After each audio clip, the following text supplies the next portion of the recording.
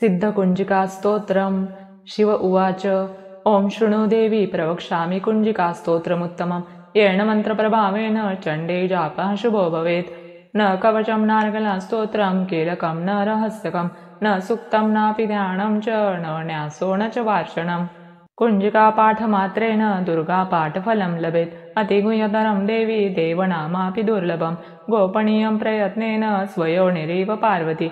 मारणं मोहनं वश्यं स्तम्भनोच्चाटनादिकं पाठमात्रेण संसिद्धेत् कुञ्जिकास्तोत्रमुत्तमम्। अथ मन्त्रः।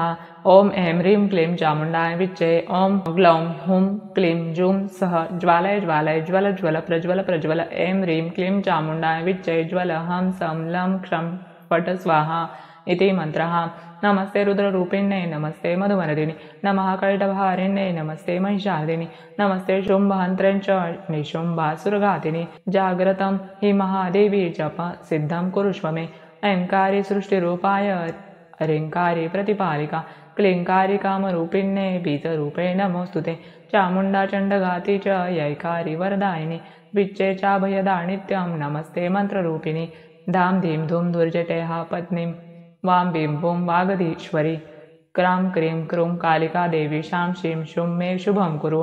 हुं हुं हुंकाररूपिण्यै जं जं जम्भनादिनि भ्रां भीं भ्रूं भैरवी भद्रे भवान्यै ते नमो नमः। अं कं चं टं तं पं यं श्रीं शं वीं दूं ऐं वीं हं क्षं धिजाग्रं त्रोटय त्रोटय दीप्तं कुरु कुरु स्वाहा। पां पीं पुं पार्वती पूर्णा खां खीं हुं खीचरी तथा सां सीं सूं सप्तशती देव्या मन्त्रसिद्धिं कुरुष्व मे।